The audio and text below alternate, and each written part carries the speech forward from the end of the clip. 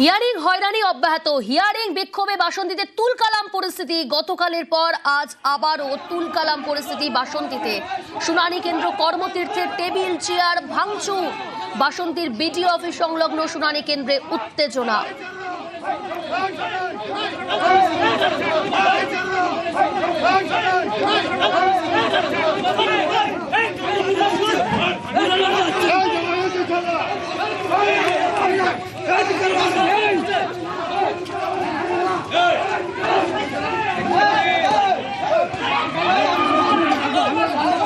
ছবি আপনাদের দেখাচ্ছি, বাসন্তীতে তুলকালাম পরিস্থিতি। হিয়ারিং বিক্ষোভে তুলকালাম বাসন্তীতে। শুনানি কেন্দ্র কর্মতীর্থের টেবিল চেয়ার ভাঙচুর। বাসন্তীর বিডিও অফিস সংলগ্ন শুনানি কেন্দ্রে উত্তেজনা। আর এই ভাঙচুরের মাঝে পড়ে আহত একজন। এখন কি পরিস্থিতি তৈরি হয়েছিল জানার চেষ্টা করব। তবে যে ছবি আপনাদের দেখাচ্ছি সেখানে বাসন্তীর ছবি, তুলকালাম পরিস্থিতি হিয়ারিং বিক্ষোভে। অনুপ রয়েছে সরাসরি আমার সঙ্গে। অনুপ, কি পরিস্থিতি এখন?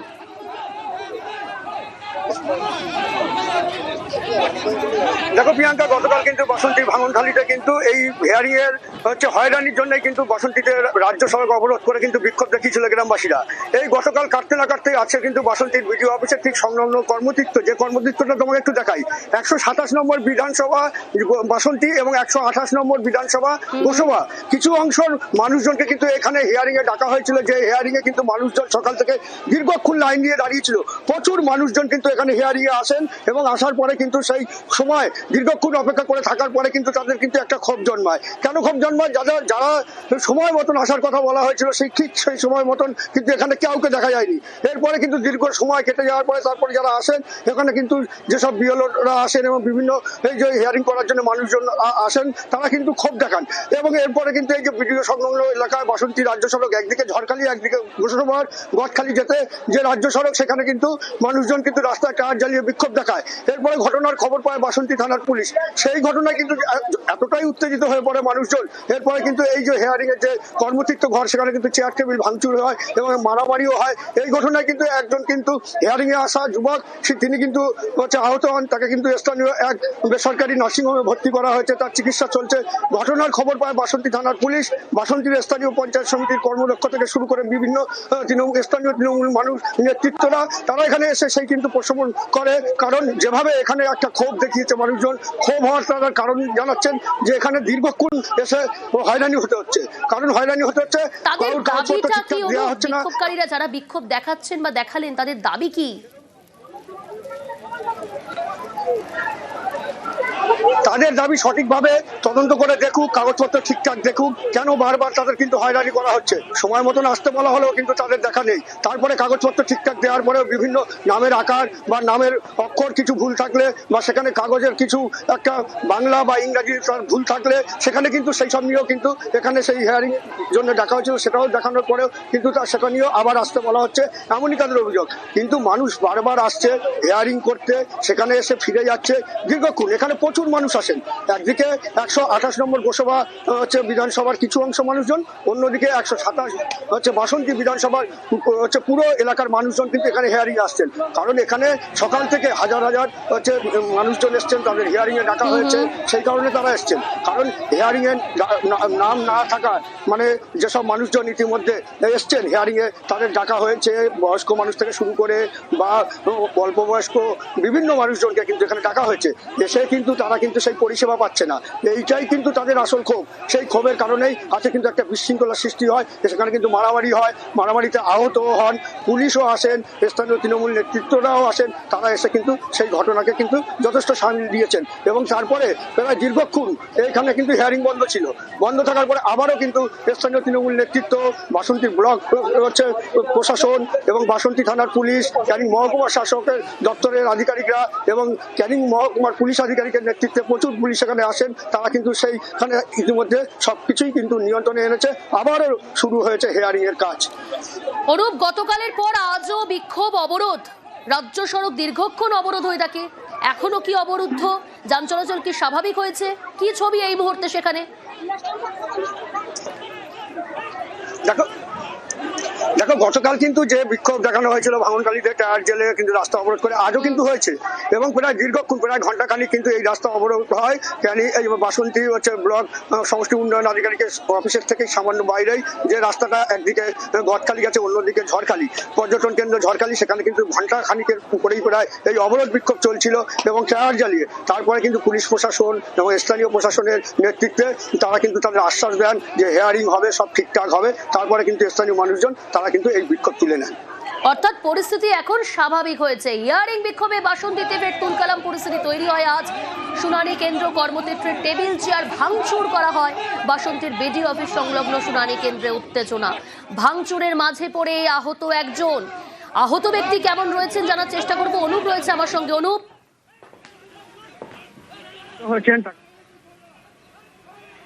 মধ্যে যিনি আহত হয়েছেন তাকে কিন্তু স্থানীয় এক বেসরকারি হাসপাতালে ভর্তি করা হয়েছে।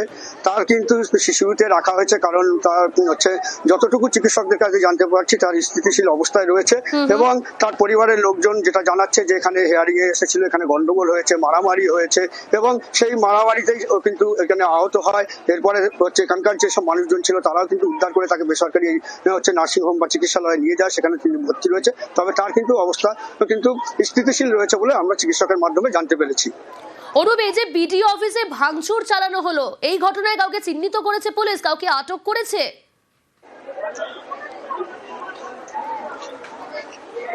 দেখো এটা বিডিও অফিস নয়, বিডিও অফিসের সংলগ্ন কর্মতীর্থ যে ঘরটি রয়েছে সেই ঘরেই কিন্তু এই বিক্ষোভ আন্দোলন এবং মারামারি এমনকি রাস্তায় হচ্ছে টায়ার জ্বালিয়ে রাস্তা অবরোধ সবকিছুই হয়েছে। কিন্তু পুলিশ ইতিমধ্যে ঘটনা তদন্ত শুরু করেছে। এই ঘটনায় কেউ গ্রেফতার বা আটক এখনো কিন্তু কেউ হয়। পরিস্থিতির উপর নজর রাখো। তবে আপনাদের জানিয়ে রাখবো, গতকালের পর আজও ফের বিক্ষোভ অবরোধ বাসন্তীতে তুলকালাম পরিস্থিতি তৈরি হয়। তবে এই মুহূর্তে পরিস্থিতি একেবারেই স্বাভাবিক। বিডিও অফিস সংলগ্ন শুনানি কেন্দ্রে সেখানে ভাঙচুর চালানো হয়। ভাঙচুরের মাঝে পড়ে আহত হয় একজন। হিয়ারিং হয়রানি সেই অভিযোগে রাজ্য সড়ক দীর্ঘক্ষণ অবরুদ্ধ থাকে। গতকালের পর আজও ফের বিক্ষোভ অবরোধে উত্তেজনা বাসন্তীতে। ভাঙচুর করেছে যারা জনসাধারণ, তাদের কাছে যারা কাগজপত্র জমা দিচ্ছে তারা পরিষ্কার বলছে যে আমরা যে কাগজটা জমা দিচ্ছি তার জন্য আমাদের একটা রিসিপ্ট কপি দাও। সেটা তার কোনো সদুত্তর দিচ্ছে না। আমি যে রিসিপ্ট কপিটা দিচ্ছি কালকের আমার এই রিসিপ্ট কপিটা এখানে থাকবে কি, আমি বলে দেবে যে তুমি হিয়ারিংয়ে আসুনি, তার কাছে আমাদের কি প্রমাণ থাকবে, কি তথ্য থাকবে? রিসিপ্ট কপি না দেওয়ার কারণে ভাঙচুর।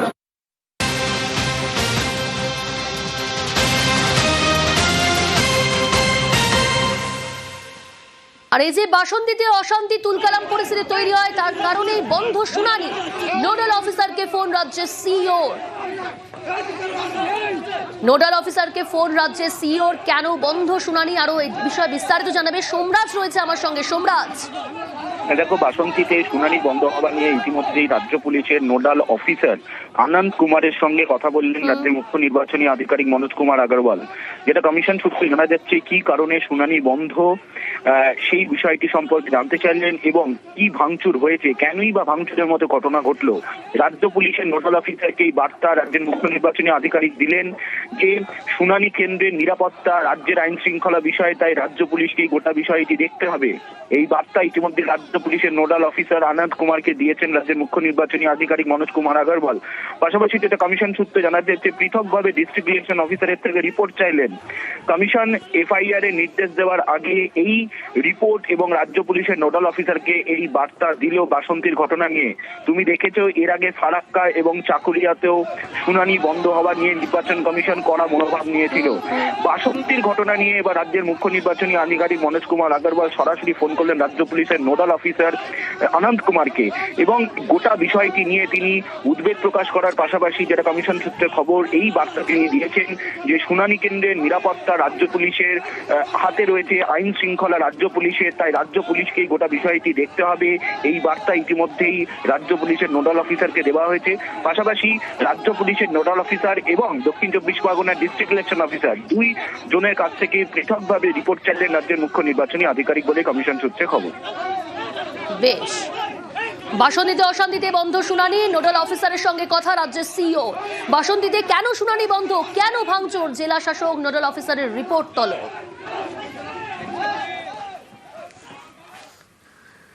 হুগলির মগরার দিকে নজর রাখি, সেখানে বিজেপির বিক্ষোভে উত্তেজনা পরিস্থিতি তৈরি হয়েছে। পুলিশ বিজেপি কর্মীদের তুমুল ধস্তাধস্তি, গতকাল ফর্ম 7 জমা দিতে গেলে মারধর, প্রতিবাদে আজ থানা ঘেরাও বিজেপির। মগরার ছবি দেখাচ্ছি, ব্যারিকেডের সামনে ধস্তাধস্তি।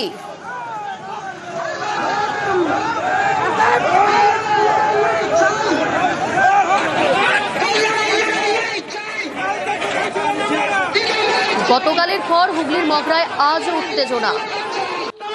গতকাল ফর্ম 7 জমা দিতে গেলে মারধর করা হয়, এমনটাই অভিযোগ। তারই প্রতিবাদে আজ থানা ঘেরাও বিজেপির। পুলিশের ব্যারিকেডের সামনে ধস্তাধস্তি, বিশৃঙ্খলা পরিস্থিতি তৈরি হয়েছে। হুগলির মগরার ছবি এই মুহূর্তে দেখাচ্ছি আপনাদের। বিজেপির বিক্ষোভে উত্তেজনা, পুলিশ বিজেপি কর্মীদের তুমুল ধস্তাধস্তি, গতকাল ফর্ম 7 জমা দিতে গেলে মারধর, সেই প্রতিবাদে আজ থানা ঘেরাও বিজেপির। পুলিশের ব্যারিকেডের সামনে ধস্তাধস্তি। এখন কি পরিস্থিতি জানার চেষ্টা করব, সোমনাথ রয়েছে আমার সঙ্গে টেলিফোন লাইনে। সোমনাথ, কি পরিস্থিতি? হ্যাঁ দেখো, মগরাগঞ্জ থেকে মিছিল করে বিজেপি যারা কর্মীরা রয়েছে তারা মগরা থানার সামনে তারা আছে এবং মগরা থানার পুলিশ ব্যারিকেড করে তাদেরকে আটকানোর চেষ্টা করে এবং পুলিশের সাথে বেশ কিছুক্ষণ ধস্তাধস্তি করে এবং মগরা থানার সামনে তারা বসে পড়ে। কেননা গতকাল যে বিডিও অফিস, চুচুড়া যে এসডিও অফিস এবং চুচুড়া পলুয়া বিডিও অফিস এবং মগরা ব্লকের যে বিডিও অফিস রয়েছে, সেখানে দেখা গেছে যে বিজেপি যারা কর্মীরা রয়েছে, বিজেপি কর্মীদেরকে তৃণমূল যারা কর্মী রয়েছে তারা মারধর করে। সেই অভিযোগেই আজকে মগরা থানার সামনে তারা বিক্ষোভ করে। প্রায় 1 ঘন্টা তারা বিক্ষোভ করে। মগরা থানার পুরো সামনে তারা গেট আটকে তারা বিক্ষোভ করে এবং পুলিশের সাথে বেশ কিছুক্ষণ ধস্তাধস্তি হয়। পরবর্তী ক্ষেত্রে পুলিশের আশ্বস্তে 5 জন তারা প্রতিনিধি দল ভেতরে যায় এবং পুলিশ তাদের আশ্বস্ত করে যারা দোষী তাদেরকে অবিলম্বে তাদের উপরে ব্যবস্থা নেবে, তারপরেই তারা বিক্ষোভ তুলে দেয়। প্রিয়াঙ্কা, বেশ।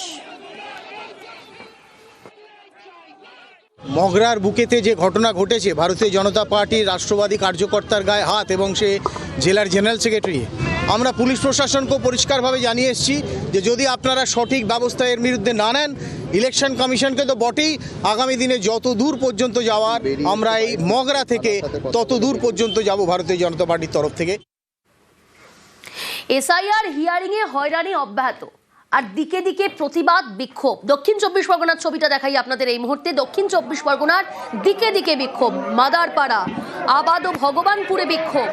এসআইআর শুনানি নামে হয়রানির অভিযোগ, রাস্তায় টায়ার জ্বালিয়ে অবরোধ, বিক্ষোভ। আনিসুদ্দিন রয়েছে আমার সঙ্গে।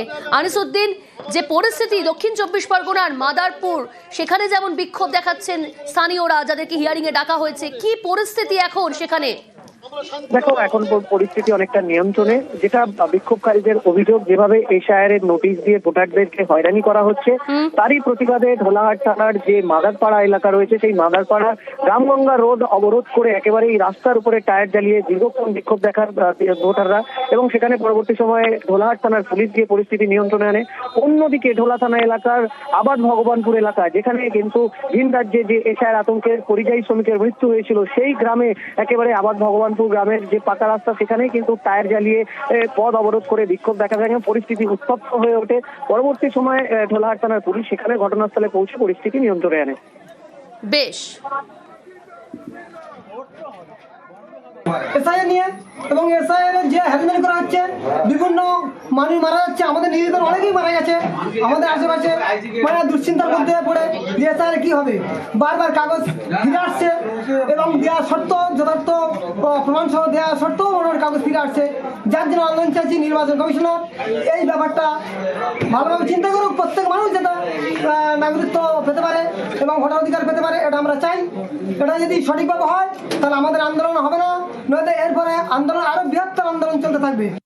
परंपरा को, सेवा की संस्कृति को आपने जिस प्रकार से समाज में भाजपा कार्यकर्ताओं से आह्वान किया कि आप जाइए, आगे बढ़िए और सेवा के भाव से इस देश में कोरोना कालखंड में लोगों की सेवा कीजिए। पूरा संगठन आपके साथ खड़ा रहा। माननीय प्रधानमंत्री जी का जो निर्देश था, उसको आपने जिस तरीके से लागू किया, वो हम सब कार्यकर्ताओं के लिए अनुकरणीय हुआ। और मैं इसलिए उस समय को याद करता हूँ कि जब विपक्ष के लोग घर में दुबके थे और भाजपा कार्यकर्ता हर काल कोरोना के पीड़ितों की सेवा में लगा था। वो कहीं ना कहीं माननीय प्रधानमंत्री जी का यशस्वी नेतृत्व था, आपका मार्गदर्शन था, तभी हम उस कालखंड से, उस आपदा से निकलकर बाहर आ पाए। मैं आज इस अवसर पर पार्टी के अपने पूर्व के सभी राष्ट्रीय अध्यक्ष को स्मरण भी करता हूं और हमारे कई राष्ट्रीय अध्यक्ष जो यहाँ पर बैठे हैं मैं उनका भी अभिवादन करता हूं। मैं देखा हूं 2006 में मैं पहली बार जब विधायक बना, उस कालखंड से लेकर किस प्रकार माननीय हमारे पूर्व के राष्ट्रीय अध्यक्ष राजनाथ सिंह जी ने पार्टी के कामों को हमेशा हर कार्यकर्ता से जुड़ने का प्रयास किया। मैंने जब नितिन गडकरी जी को देखा तो मैंने देखा कि किस प्रकार से संगठन के हर मोर्चा और सेल को उन्होंने गढ़ने का काम किया। और मैंने जब गृह मंत्री जी को राष्ट्रीय अध्यक्ष के रूप में देखा तो बूथ तक के कार्यकर्ताओं की चिंता करते हुए मैंने उनको देखा। मैंने उनको इस रूप में देखा कि किस प्रकार से आज पार्टी का जिस स्थान पे हम लोग आज खड़े हैं, कार्यालय कार्यकर्ता के लिए मैं कह सकता हूं तीर्थ स्थान होता है, और जहां से कार्यकर्ता अपनी ताकत पाता है उस कार्यालय को भी आपने किस प्रकार से पूरे देश में एक निर्माण करने की योजना बनाई। और आज हर बूथ का कार्यकर्ता अपने आप को उस तीर्थ पर जाकर अपने आप को धन्य महसूस करता है।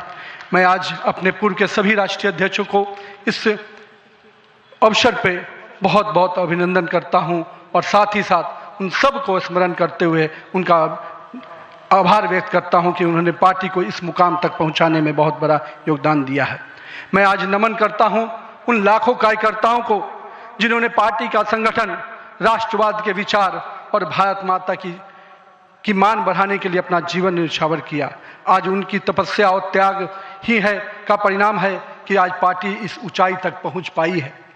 मैं उस भूमि से आता हूं जहां महात्मा बुद्ध, महावीर, चाणक्य, सम्राट अशोक, आर्यभट्ट, गुरु गोविंद सिंह, जेपी, राजेंद्र बाबू और जननायक कर्पूरी ठाकुर की वो भूमि को भी मैं नमन करता हूं, उस पाटलिपुत्रा की भूमि को भी नमन करता हूं। साथ ही साथ इस अवसर पे मैं अपने माता और पिता को भी निश्चित रूप से स्मरण करते हुए उनको नमन करता हूं, क्योंकि कहीं ना कहीं आज मेरे व्यक्तित्व में किसी एक शख्सियत का मैं मानता हूं तो निश्चित रूप से मेरे माता पिता का संस्कार, पार्टी का विचार और कहीं ना कहीं मेरे बड़ों का मार्गदर्शन मुझे यहाँ तक पहुँचाया है और मेरे कार्यकर्ताओं का स्नेह मुझे यहाँ पर पहुँचाया है।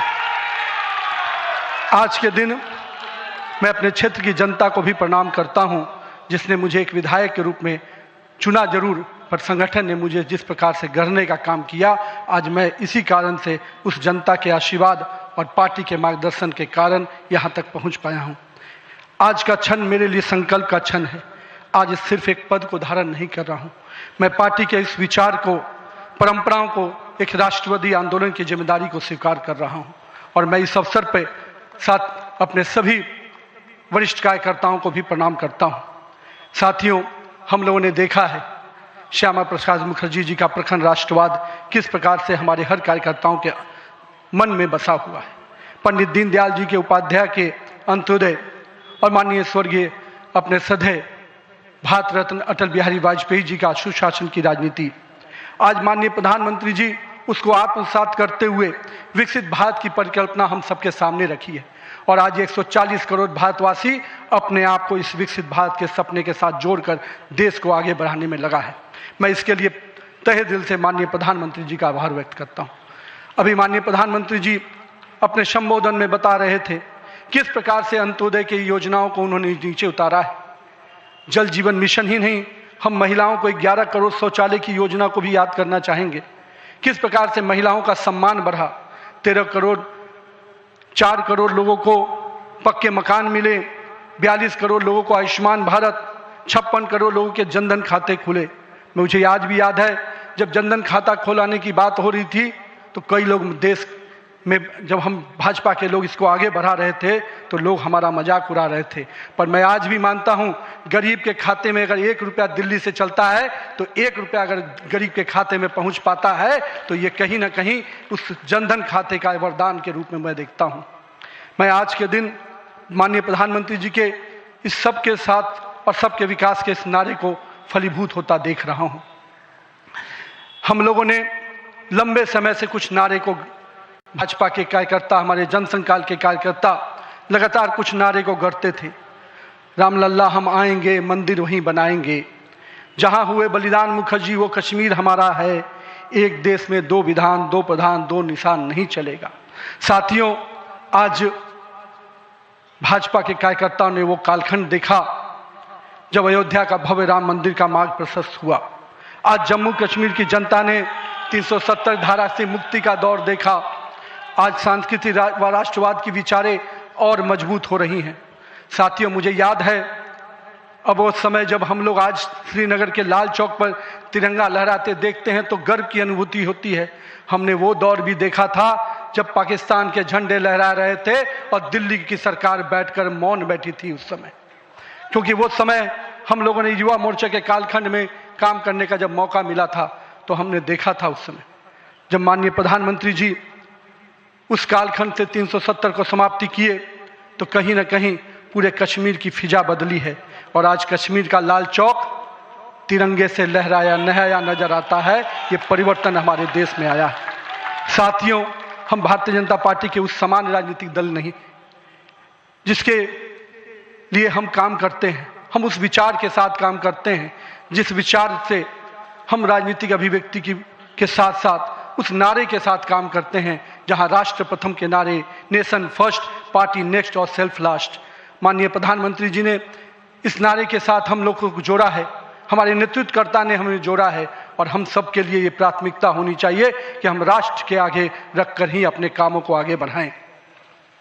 साथियों, हम अपने नेतृत्वकर्ता के संघर्ष और बलिदान से सीखने की आवश्यकता है। ये हम वैसे राजनीतिक दल के लोग हैं जहां राजनीतिक सत्ता नहीं साधना है, राजनीतिक भोग नहीं त्याग है, राजनीतिक ऐशो आराम नहीं तपस्या है, राजनीतिक कोई पदभार नहीं उत्तरदायित्व है। तो आइए हम सब कार्यकर्ता इस संकल्प के साथ अपने नेतृत्वकर्ता के इस परिश्रम और पुरुषार्थ के साथ अपने आप को जोड़ें। मेरे प्रिय कार्यकर्ता साथियों, यदि भाजपा आज विश्व की सबसे बड़ी राजनीतिक दल बनी है तो इसका मुख्य कारण हमारा प्रेरणादायी नेतृत्व है, हमारा विचारधारा है और हमारे लाखों कार्यकर्ताओं का मेहनत है। वो कार्यकर्ता जो बिना फोकस में आए अनवरत काम करता है, वो कार्यकर्ता जो कठिन से कठिन परिस्थिति में भी भारत का ध्वज झुकने नहीं देता है, वो कार्यकर्ता जो सीना ठोक के कहता है तेरा वैभव अमर रहे माँ, हम दिन चार रहे न रहे। आइए इस भारत की कल्पना को जो माननीय प्रधानमंत्री नरेंद्र मोदी के नेतृत्व में लगातार हम आगे बढ़ रहे हैं, आज हम भी उस परिकल्पना के साथ अपने आप को जोड़ें। हमारे नेताओं कार्यकर्ताओं का परिश्रम ही है जो आज हम यहाँ तक पहुँचे हैं, लेकिन वर्तमान पीढ़ी को भी अपने हिस्से का त्याग, तपस्या और पुरुषार्थ करना होगा, क्योंकि विकसित भारत के अगर संकल्प को सिद्धि तक पहुँचाना है, एक ऐसा भारत जहाँ समृद्धि भी हो, सशक्त भी हो, समरस भी हो, आत्मनिर्भर भी हो, तो हमारे कालखंड के कार्यकर्ताओं को भी अपने हिस्से का पुरुषार्थ, त्याग और तपस्या करना पड़ेगा। साथियों, हमारे प्रधानमंत्री जी ने हमेशा अलग अलग समूहों की बात की। अमृतकाल के लिए 4 समूह